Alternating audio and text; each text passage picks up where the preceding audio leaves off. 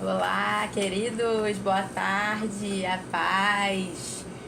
Estamos aqui mais um dia. Olá, pessoal do YouTube. Pessoal do YouTube, ontem minha filha falou comigo: mãe, você esqueceu de dar boa tarde pro pessoal do YouTube. É real, gente. Agora eu virei influenciadora digital. Ou, se preferirem chamar, né, blogueirinha, como o pessoal fala.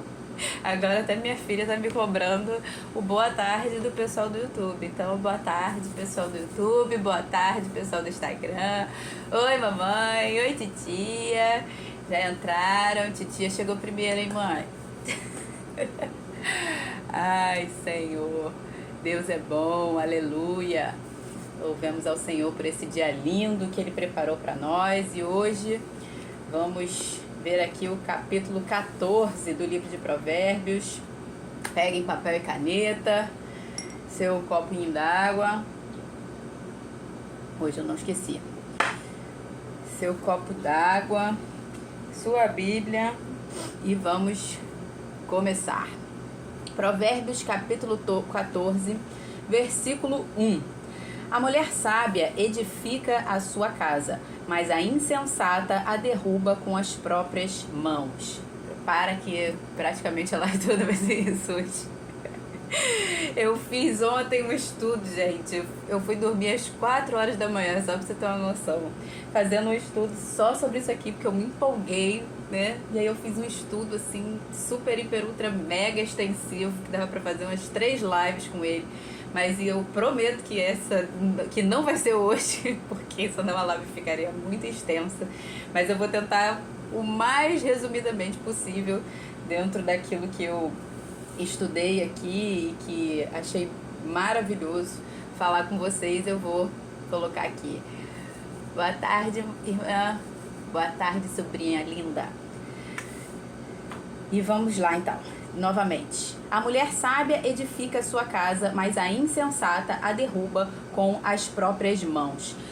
O que seria aqui a mulher sábia? Nós já vimos que o sábio é aquele que é o filho maduro, aquele que é cheio do Espírito Santo, aquele que procura andar guiado pelo Espírito Santo. E quando a gente olha para o papel do Espírito Santo, como eu já falei aqui outras vezes, quando a gente olha para o papel do Espírito Santo e o papel da mulher, a gente vê muitas semelhanças. A gente percebe que aquilo que o Espírito Santo faz está muito parecido com aquilo que Deus estabeleceu como papel para a mulher. E, pelo amor de Deus, eu não estou dizendo aqui que o Espírito Santo é uma mulher, ok? Por favor, não vamos falar essa blasfêmia aqui.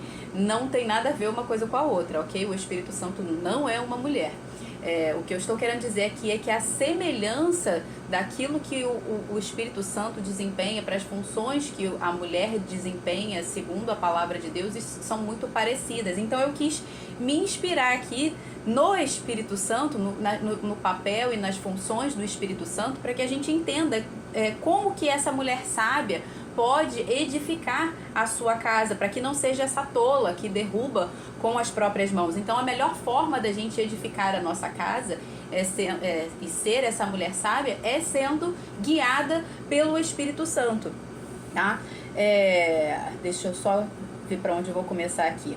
Tá. Por outro lado, antes de qualquer edificação, né? Aqui está dizendo que a mulher sábia edifica a sua casa. O que é edificar? É construir. Porém, antes de qualquer construção, antes de qualquer edificação, a primeira coisa que é necessária em qualquer construção é o fundamento.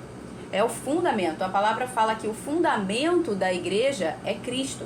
Jesus Cristo, ele é o fundamento, ele é essa rocha em que nós estamos construídas. E no casamento, quem é o fundamento? Quem é o responsável por estabelecer este fundamento? É o homem. Assim como Cristo é o cabeça da igreja, assim o homem é o cabeça da mulher. A palavra fala que Deus é o cabeça de Cristo, Cristo o cabeça da igreja, né, do homem no caso, e o homem é o cabeça da mulher.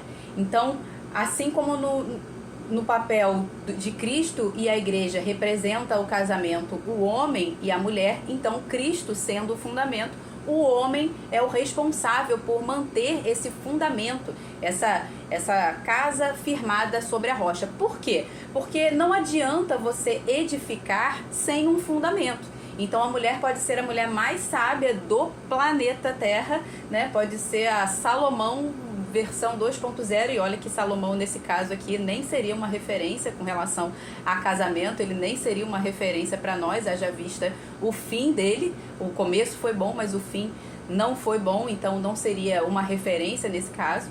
Mas então a mulher poderia ser a mais sábia de todas, que se o homem não tiver provendo esse fundamento para que a mulher possa edificar, não há construção que se sustente, essa construção vai ruir, né? Então você precisa entender isso, vocês homens precisam entender o papel de vocês como esse fundamento.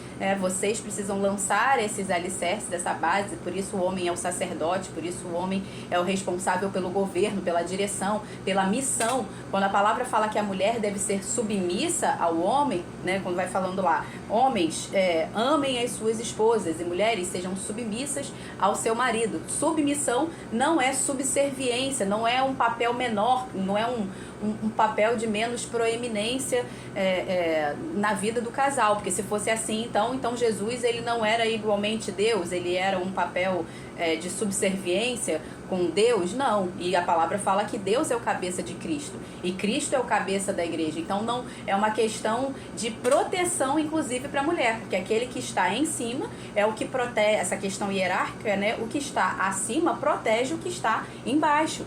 Então é uma questão de o homem vai à frente, o homem é o que protege. O homem é que vai lançar essas bases, esses alicerces. Então a submissão nada tem a ver com subserviência e nem diminui o papel da mulher. Pelo contrário, é para proteger a mulher. Lembra que a gente falou do matrimônio? Que o matrimônio, o ônus do casamento é do homem, né? A palavra matrimônio vem da palavra mater, né? Que é a palavra mãe. Então é justamente por quê? Porque o homem dentro do casamento precisa fazer esse papel de proteger a sua família, de proteger a sua mulher. Por isso também a verdadeira religião é proteger os órfãos e as viúvas, porque elas foram destituídas desse papel do homem, né? E hoje em dia, infelizmente, a gente vai ver o quê? Muitos homens e muitas mulheres e crianças órfãos e viúvas de maridos e de pais vivos, porque os homens não estão desempenhando o papel que precisam, ou seja, não estão dando esse fundamento, essa base, esse alicerce para que a mulher sábia possa edificar, tá? Dito isso, fazendo essa diferenciação aí do papel do homem, do papel da mulher e da importância, porque sem o homem para fundamentar não há edificação que resista, a gente vai falar aqui algumas características do Espírito Santo para que a gente seja guiado por ele na condução do nosso casamento, da edificação da nossa casa, tá bom?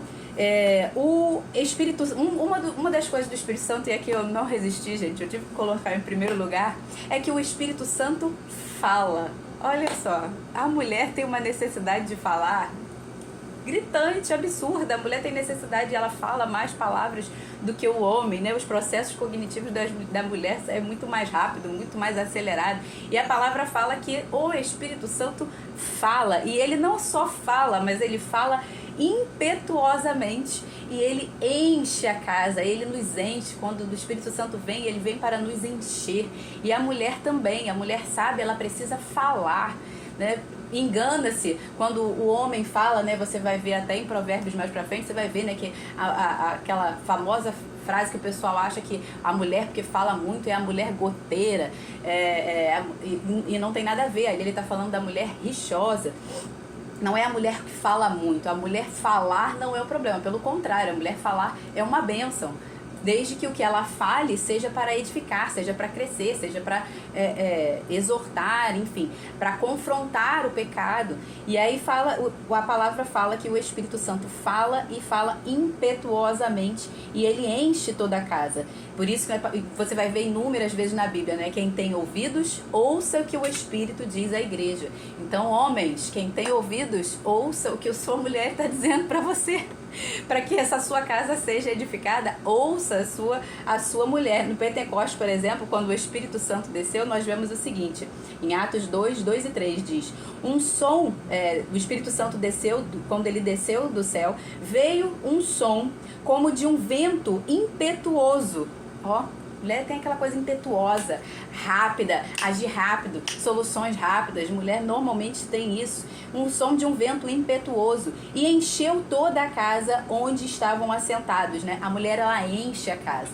Eu tive uma experiência há pouco tempo atrás de ir na casa da minha irmã não tá mais, minha irmã mais velha, não tá mais morando aqui no Brasil, ela tá morando fora.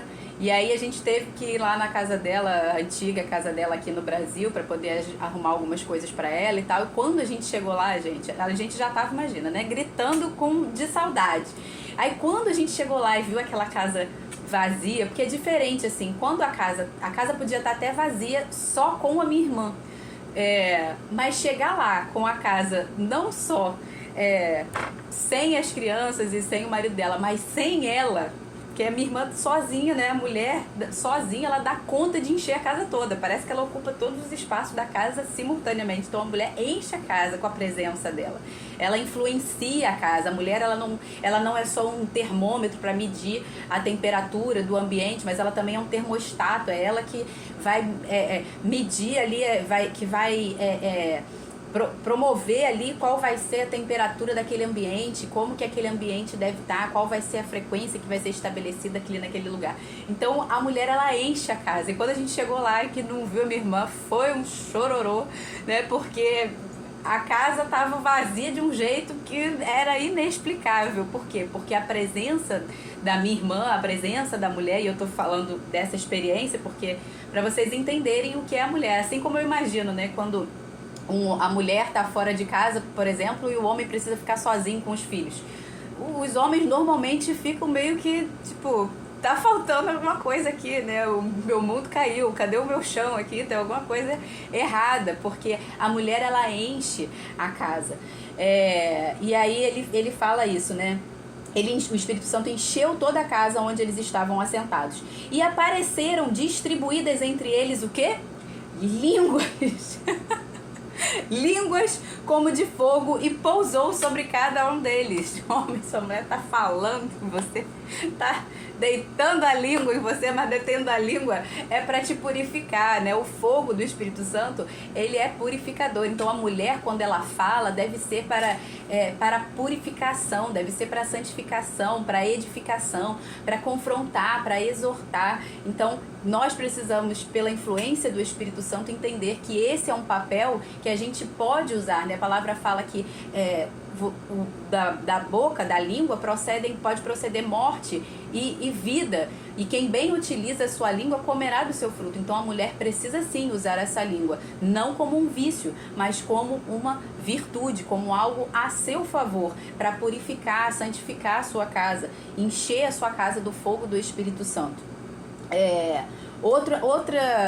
Outra coisa que o Espírito Santo tem, outro papel, outra característica, é a testificação. A palavra fala que o Espírito testifica com o nosso espírito, com o nosso próprio espírito, que somos filhos de Deus. Está lá em Romanos 8:16. A palavra testificar significa comprovar a verdade, significa certeza, significa convicção. Eu nunca conheci uma mulher que não tivesse certeza. Nunca te conheci uma mulher que você fala assim, essa mulher, ela tá errada. Não. Ela é cheia de certeza. A mulher, normalmente, homens, quando ela fala, é porque ela tem certeza. Entendeu? Ela tem certeza. E se tiver alguma coisa errada, você pode ter certeza que não é ela. E a mulher, não sei se estou eu sozinha aqui, gente. Se eu estiver sozinha aqui, me avisa, mas eu acho que isso deve acontecer só na minha casa. Normalmente, a mulher, quando ela pergunta alguma coisa pro homem, não é porque ela quer a resposta.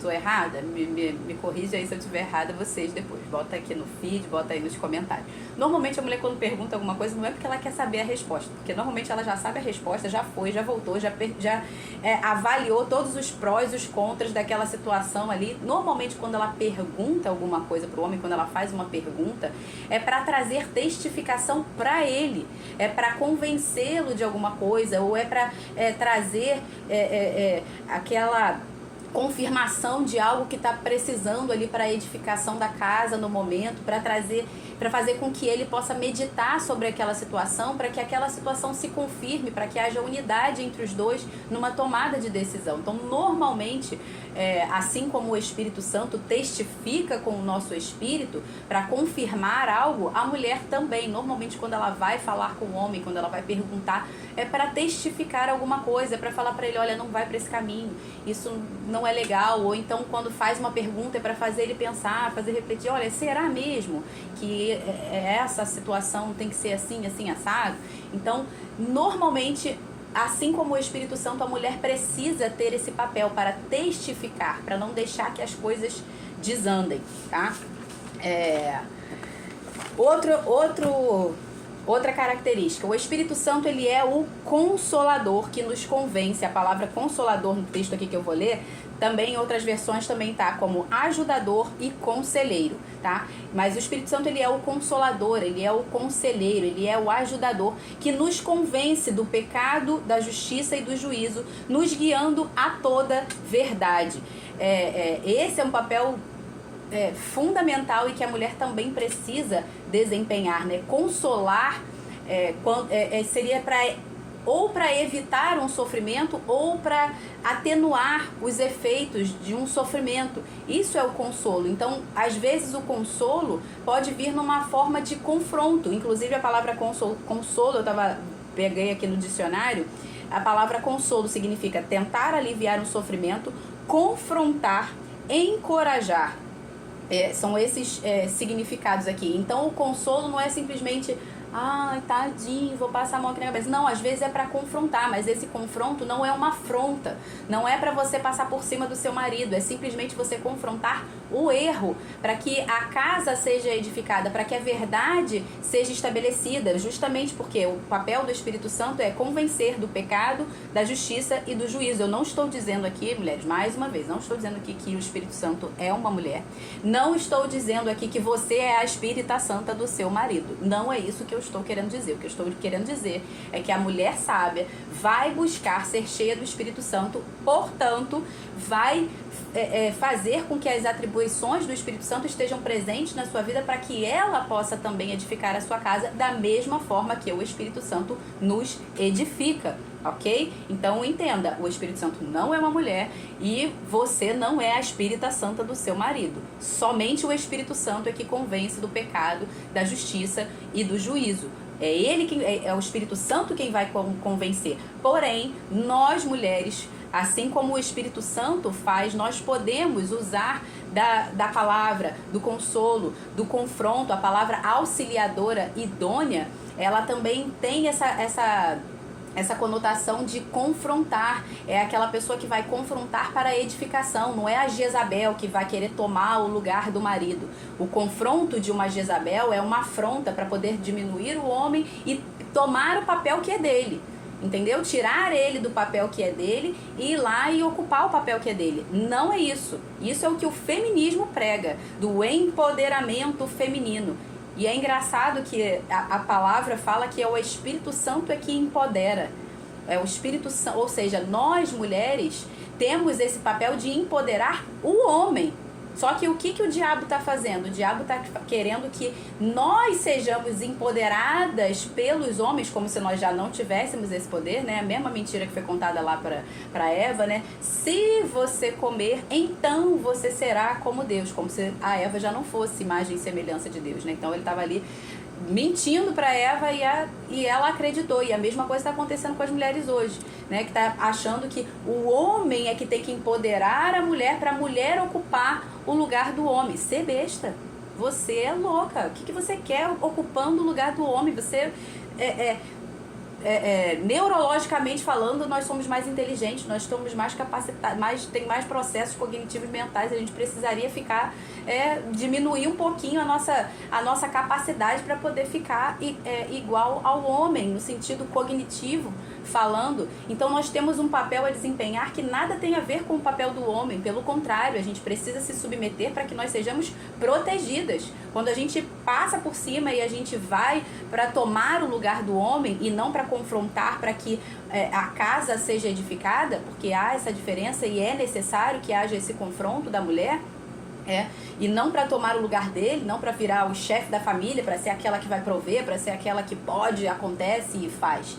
Então há essa necessidade. Quando a mulher não faz isso, quando a mulher quer tomar, ela vai se desgastar, ela vai se sobrecarregar, porque ela não foi feita para esse papel. Quando a palavra fala que a mulher é o vaso mais frágil, que o homem precisa tratar a mulher com sensibilidade como vaso mais frágil, não significa que ela é a mais fraca. Haja vista a dor que a gente suporta, por exemplo, no parto, que o homem não suportaria, né? Mas significa que a mulher é mais resistente à dor, mas significa a fragilidade dela está no sentido de que ela precisa ser protegida. O Deus criou dessa forma nesse contexto. A mulher foi tirada do homem. Quando a palavra fala, né, que Deus abriu Adão para abriu o lado de Adão. Olha só, ontem eu estava pensando nisso, né? Deus, quando criou a mulher, ele abriu o lado de Adão para tirar dali da costela e formar a mulher. E Cristo, quando estava na cruz, o lado dele foi transpassado. E daquele lado que foi transpassado, que foi aberto, saiu água e saiu sangue. E aquilo ali foi o princípio, foi a formação da igreja. Ali ele estava dando a vida para formar a igreja, para iniciar a igreja. Ou seja, a igreja representa no casamento a mulher e Cristo representa o homem. Então é sempre o homem que vai dar a vida, é sempre o homem que vai proteger. Entenda isso. Então não se sinta inferior por você ter que ser submissa. Da mesma forma que a submissão, ela também é uma resposta ao amor do homem. Por isso a palavra fala para o homem amar a sua mulher como Cristo amou a igreja e a si mesmo se entregou. Ok? Então quando o homem ama a mulher, fica muito mais fácil para a mulher se submeter. Porque quem é que não vai querer se submeter a um homem que está disposto a dar a vida por ela? É impossível, é claro que ela vai se submeter. Porque o homem já deu provas suficientes de que vai fazer de tudo para dar a vida por essa mulher. Então se torna muito mais fácil. E a submissão é estar debaixo, sendo a auxiliadora da missão do homem. Então Deus deu a missão ao homem e o propósito para o homem, e a mulher ela está ali como uma auxiliadora, ok? E sendo a auxiliadora, esse propósito vai se cumprir. Então, mais uma vez, como é que uma mulher vai se submeter, às vezes, a um homem que não sabe a sua missão? Como é que, às vezes, a mulher vai se submeter a um homem que sequer sabe o seu propósito, que sequer entendeu a sua identidade? Vai tornar mais difícil isso.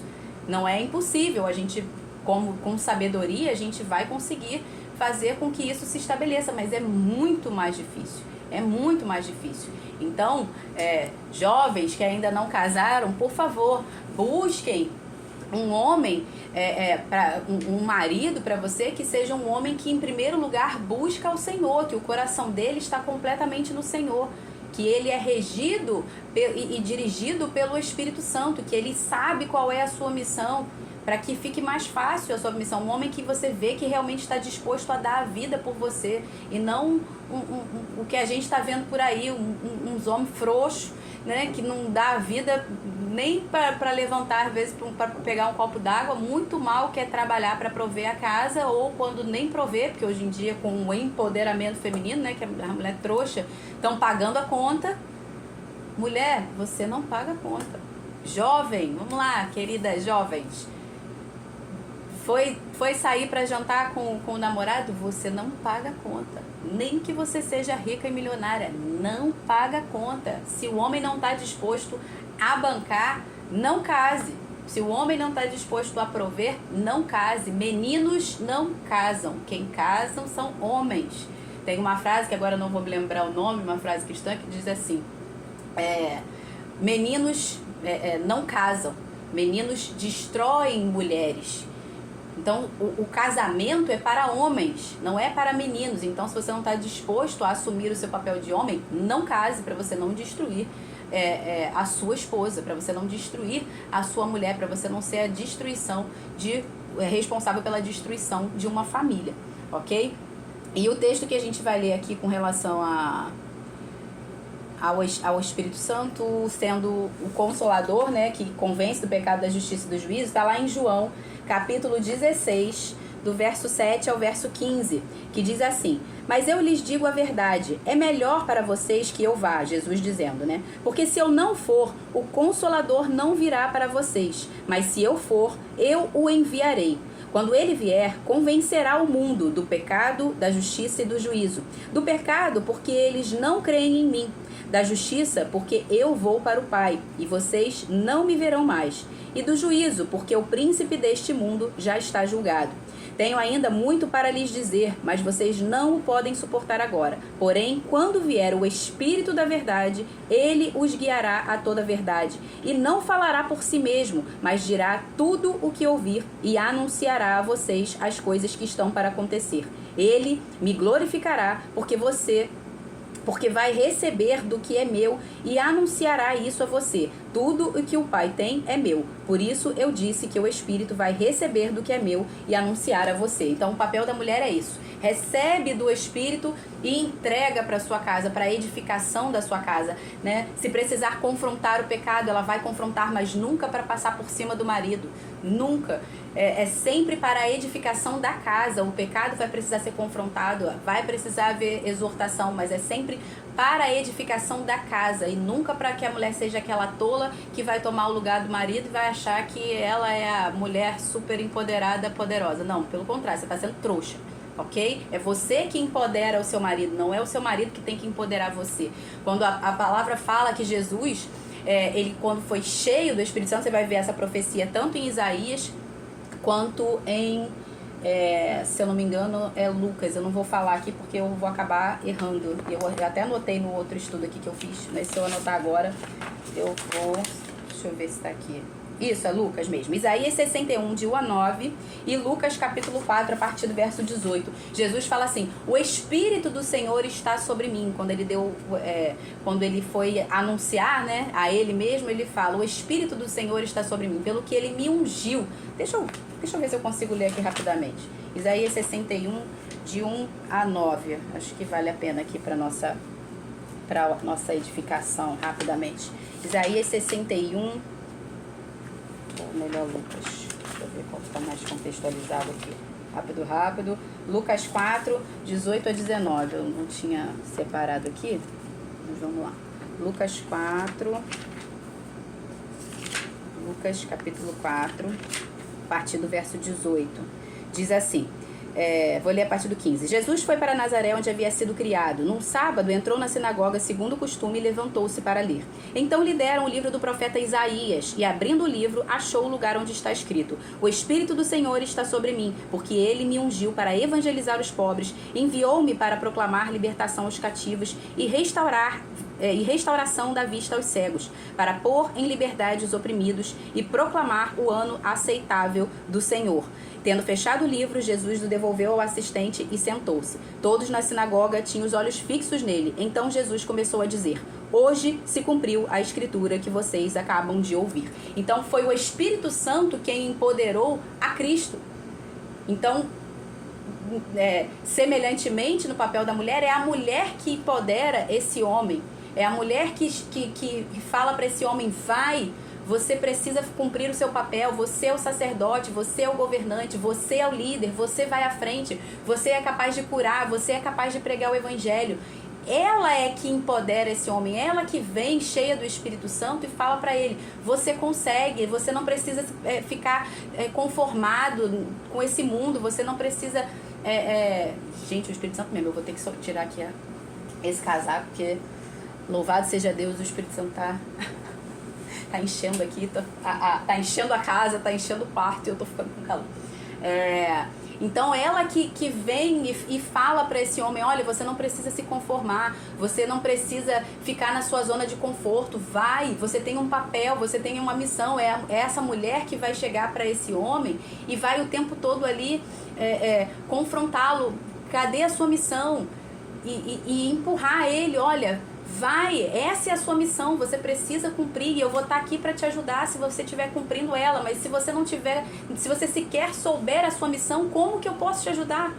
Então é a mulher que empodera o homem, não é o homem que empodera a mulher. Então, feministas, acordem, despertem, queridas, né? Se vocês não empoderarem os maridos de vocês, ou seja, como eu até postei no vídeo ontem, né? Ah, como é que a gente faz para o homem prover a casa quando ele não está provendo a casa? Não provendo.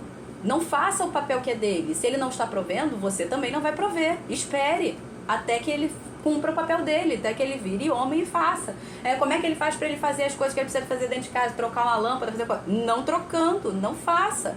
Deixa que ele vai fazer. Você empodera ele para que ele faça. Você vai lá e diz, você consegue. Esse é o seu papel, vamos lá, essa é a sua missão. Eu sei que você consegue fazer isso, você é capaz. Entende? Não faça por ele. A partir do momento que você faz por ele, você se torna a mamãezinha dele. O que você está dizendo para ele é, quando você faz por ele, quando você ocupa o papel dele, toma o lugar dele, insubmissa, Jezabel, quando você toma o lugar dele, vai lá, não, eu que vou prover, eu que vou sair para fora, eu que vou fazer o que tem que fazer, e eu que vou trocar a lâmpada da casa, eu é que vou ser a giraia dentro de casa para fazer tudo, eu que vou governar. Quando você faz isso, você está tirando o poder dele. Você está dizendo para ele, realmente, filhinho, você não consegue não, a mamãe vai fazer por você, tá bom? Quando você conseguir, aí você faz sozinho, tá? Você está tratando seu marido como um bebê, um bebezão. E se a mãe dele, por exemplo, não tratou ele como deveria, empoderando ele desde criança, porque o filho homem, ele deve ser tratado diferente do filho da mulher. Diferente não no sentido de fazer acepção, mas diferente no sentido que são criações diferentes, são missões diferentes. O homem tem uma missão, a mulher tem outra missão. Então não dá pra mãe criar a filha mulher igual cria o filho homem, senão a gente tá vendo o que está acontecendo. Os homens estão querendo ser os princesos, e as meninas estão tendo que ser, né, os guerreiros da história. Porque o princeso não quer fazer o que ele tem que ser feito. Porque não aprendeu desde pequeno com a mãe e o pai empoderando ele, falando, vai, você consegue. Entendeu? Criou o Enzo na nossa época, entendeu? E, então tá complicado. Então, por favor, não faça aquilo que é o papel do seu marido. O seu papel é empoderar ele. O seu papel é confrontar quando é necessário, é consolar quando é necessário. O seu papel é aconselhar, guiar a verdade, falar, olha, esse não é o caminho, esse caminho aqui vai dar ruim, entendeu? E se o homem for sábio, se for sensato, né, ouça o que o Espírito diz às igrejas. Então, se o homem for sensato, ele vai ouvir, tá? Vamos seguir adiante aqui, que a gente já está em meia hora e eu ainda estou no versículo 1 de Provérbios, gente. Eu acho que o resto vai ter que ser leitura corrida.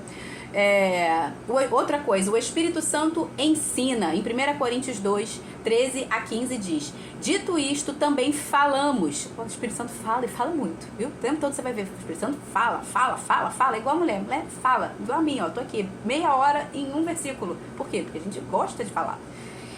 Falamos, não em palavras ensinadas pela sabedoria humana, mas ensinadas pelo Espírito. Lembra, a sabedoria humana, a sabedoria deste mundo é animal, terrena e demoníaca. A sabedoria do Espírito Santo é pacífica, tratável, cheia de misericórdia, ok? Então, não ensinadas em sabedoria humana, mas ensinadas pelo Espírito, explicando coisas espirituais às pessoas que são espirituais. Ora, o homem natural não aceita as coisas do Espírito de Deus, porque eles são loucura, e não pode entendê-las, porque elas se discernem espiritualmente. Porém, o homem espiritual discerne todas as coisas, mas ele mesmo não é discernido por ninguém. Então, olha aí o problema que acontece quando o homem não é esse fundamento para que a mulher edifique. Lembra que a gente falou no início? O homem é o fundamento e a mulher edifica sobre este fundamento. Quando o homem não é esse fundamento, olha o que acontece aqui. É porque as coisas espirituais, elas se discernem espiritualmente. Aqui ele está falando que as pessoas que não são espirituais, ou seja, aquelas que são guiadas pela carne e não pelo espírito, aquelas que são tolas, que são insensatas, elas vão achar loucura. Então, por mais que você tente edificar a sua casa como a mulher mais sábia que seja, se o seu marido for um Nabal, como a gente viu, agora não lembro se foi na live de ontem ou de anteontem, se o seu marido for um Nabal, for um louco, for um homem que não é sábio, um tolo, essa construção vai ficar abalada o tempo todo. Por quê? Porque ele vai achar que tudo que você está construindo é loucura. Então, por isso, homens, por favor, precisa haver unidade. Para que essa casa seja construída, é necessário unidade. Senão, não tem casa que se sustente. A palavra fala que onde há unidade, o Senhor ordena a bênção. Mas onde há divisão, aquilo ali vai ser destruído. Nenhum reino subsiste onde não há unidade. Nenhuma casa permanece de pé onde não há unidade. Um reino dividido, uma casa dividida, ela não subsiste, ok? Ela não sobrevive, não tem como. Então precisa haver unidade, tá? Eu tinha muito mais coisa aqui para falar com relação a esse versículo. Como eu falei para você, daria umas 3 pregações, mas eu vou ficar só com esses aqui, que já foi 35 minutos de live, e vou correr agora com o restante. Verso 2, verso 3. Peraí, onde é que eu tô? Capítulo 14, versículo 2. Quem anda na retidão teme ao Senhor, mas o que anda em caminhos tortuosos, esse o despreza. Na boca do tolo está a vara para a sua própria soberba, mas os lábios dos sábios o protegerão. Então, insisto, precisamos ensinar nossos filhos no caminho e instruí-los, tá? Porque se eles não aprenderem a obediência, eles também não vão aprender o temor do Senhor e vão desprezar a sabedoria. Verso 4. Quando não há bois, o celeiro fica vazio, mas pela força do boi há abundância de colheitas. Ou seja, se você não investir, não multiplicar os investimentos sobre aquilo que você precisa para crescer, e aí há uma diferença entre custo e despesa. Custo é tudo aquilo que vai dar retorno. O custo, ele é um investimento, entendeu? E esse investimento, você vai sim gastar dinheiro com isso, mas isso vai te dar retorno muito maior. Então vale a pena você gastar, vale a pena você investir. Mas tem coisa que é só despesa. Tem coisa que não vai dar em nada. Você vai gastar dinheiro à toa e não vai ter retorno nenhum sobre isso. Então, isso aí é só despesa. Então, o que ele está falando aqui é de investimento. Entendeu por quê? Porque quando não há bois, o celeiro vai ficar vazio.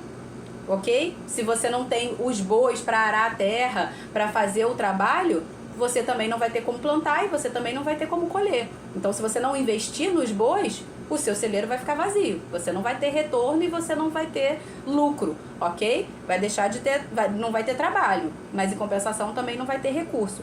Mas pela força do boi há abundância de colheitas. Então, quando você investe nos bois, quando você investe naquilo que vai dar retorno para o seu trabalho, para a sua empresa, para a sua família, você vai ter o retorno disso aqui também. A colheita vai ser, até babei, a colheita vai ser abundante, tá? Então, os resultados também serão multiplicados. Versículo 5. A testemunha verdadeira não mente. Obrigada, pastor Gildário. Amém. Versículo 5. A testemunha verdadeira não mente, mas a testemunha falsa despeja mentiras. Parece até uma redundância aqui, né? Parece que a testemunha verdadeira não mente. Ué, parece óbvio. Ué, se ela é verdadeira, ela não mente. Se a testemunha é falsa, ela vai despejar mentira. Mas o que ele está falando aqui de testemunha verdadeira é a testemunha que eu até anotei aqui, deixa eu ver aqui. É a testemunha que é legítima. E o que é uma testemunha legítima? A palavra fala que o testemunho de uma só pessoa acerca de um fato, ele não é aceito. Ele não pode ser aceito. Só é aceito como fato o testemunho quando é de 2 ou mais pessoas, né? Uma só pessoa se der testemunho de alguma coisa, aquele testemunho não é válido. Ele não é verdadeiro, então esse testemunho não é legítimo, ok?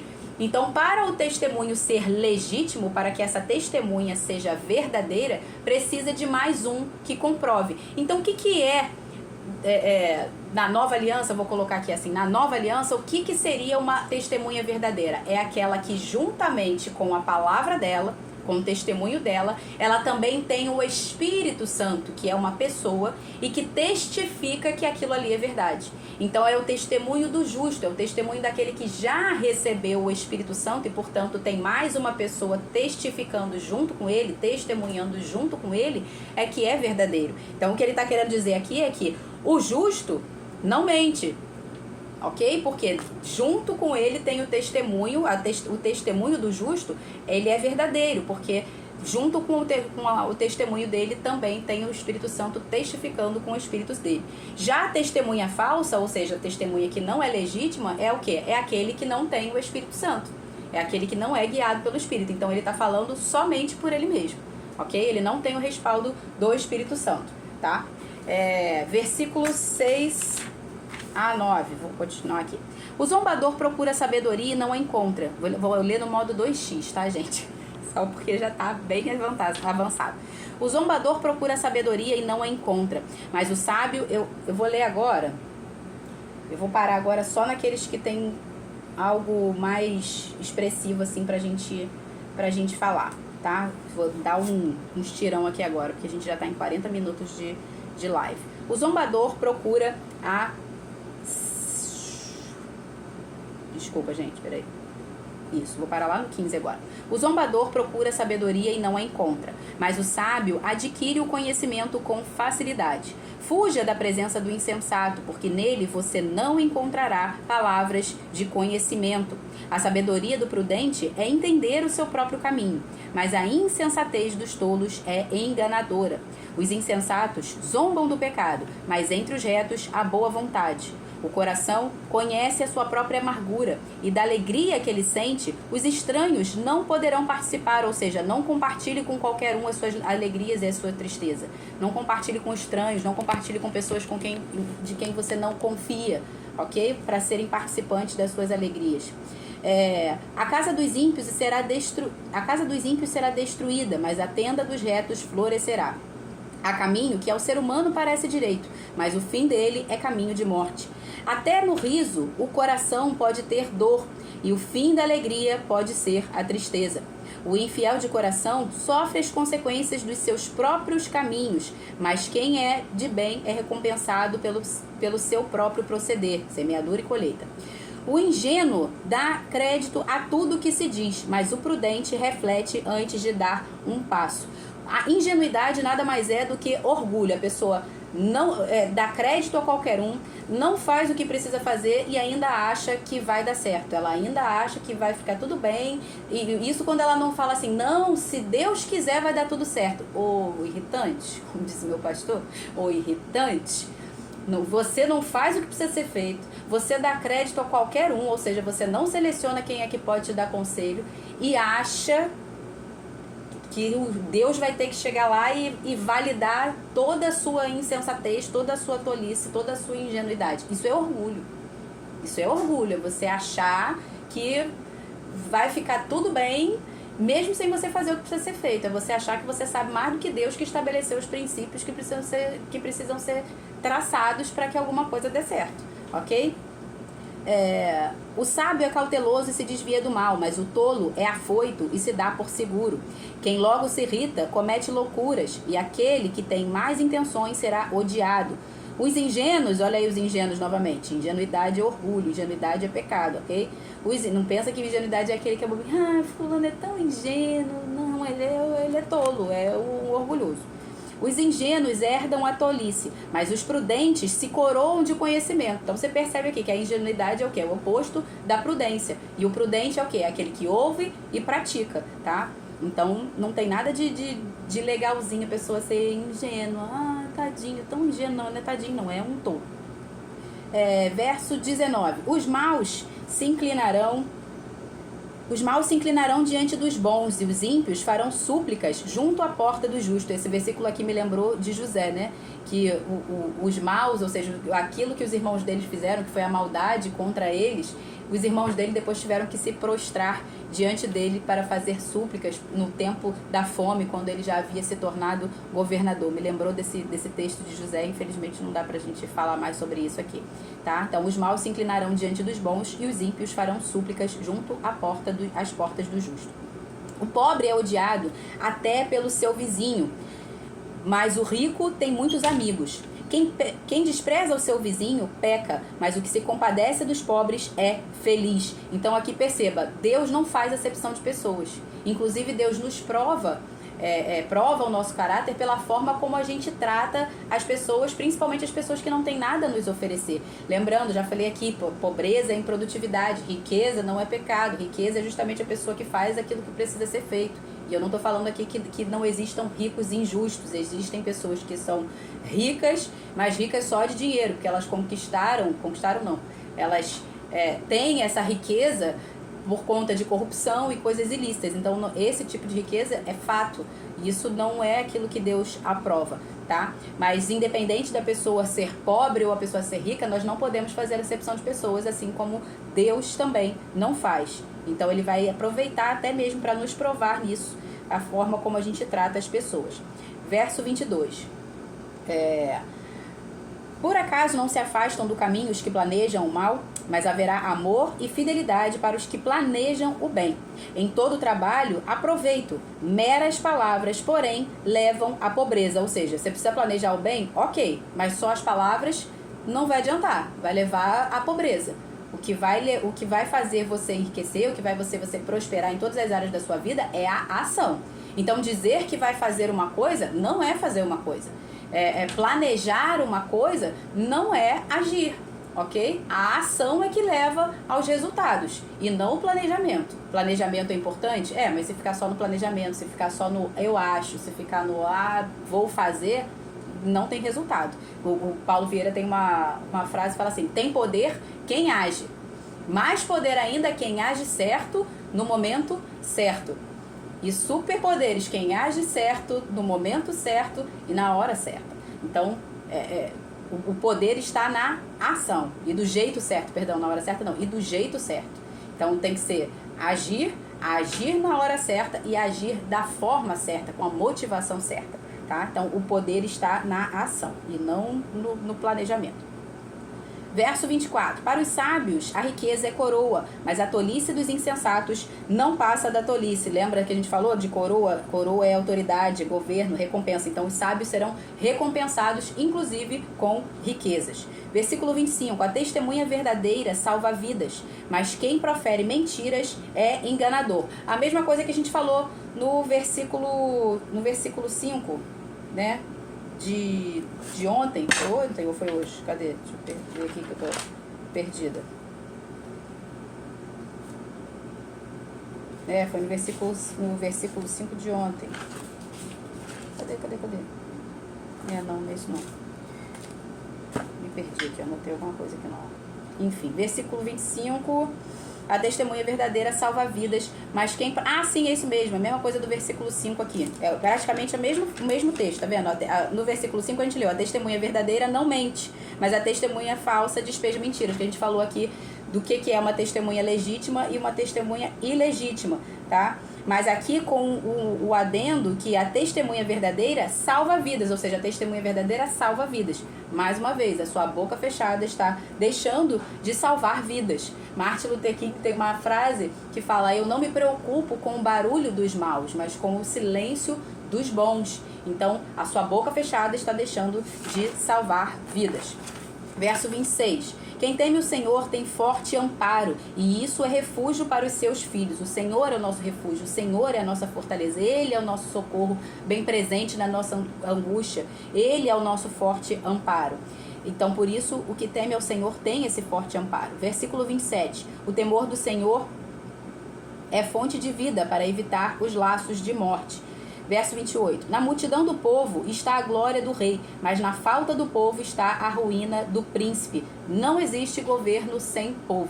Não existe rei sem povo. E a glória do rei, ela está diretamente ligada à aceitação que esse povo tem do governo desse rei. Então, se esse governo for rejeitado, se esse rei for rejeitado, esse reino não terá glória.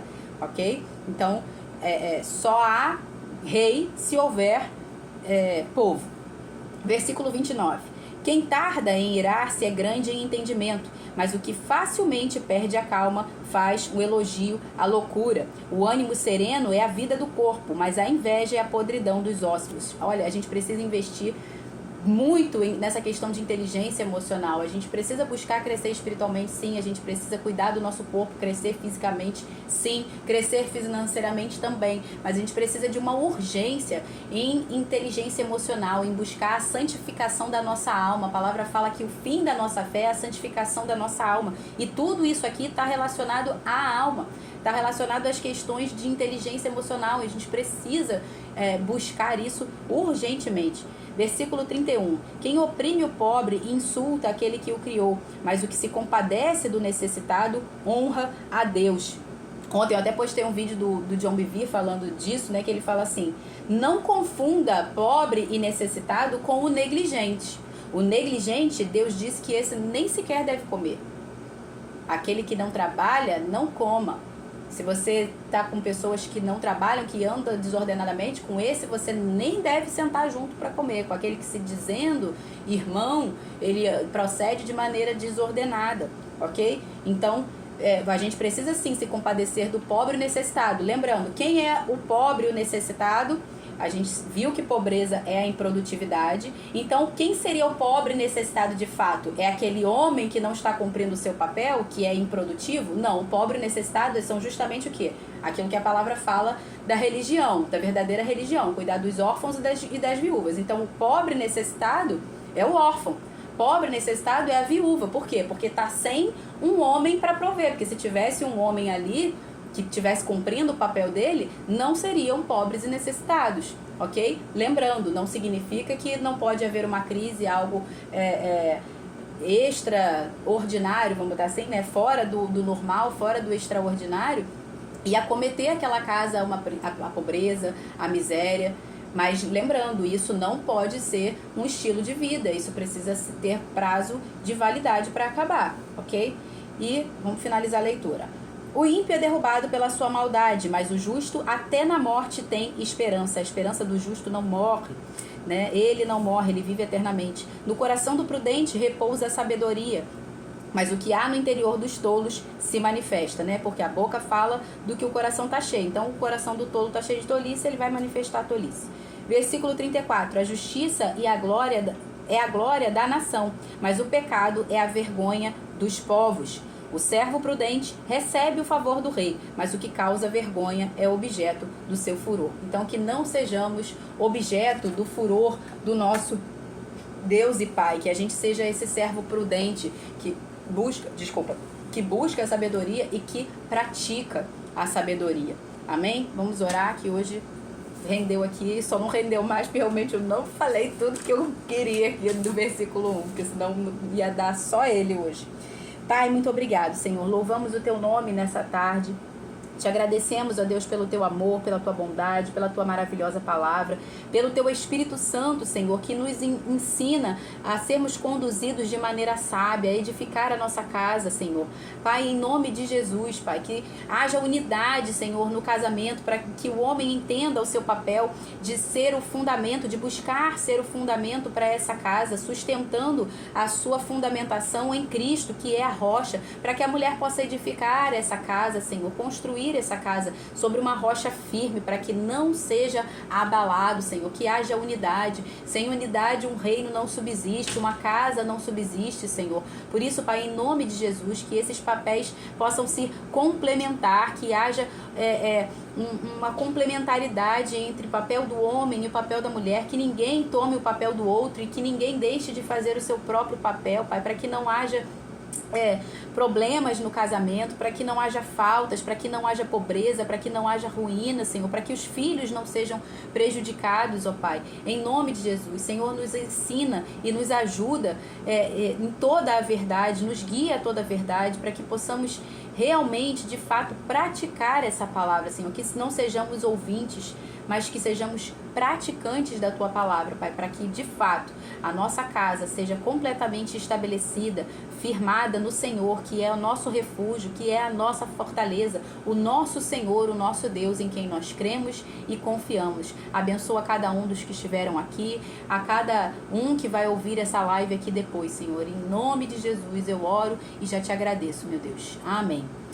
É isso, queridos. Boa tarde para vocês. Até amanhã. Provérbios, capítulo 15.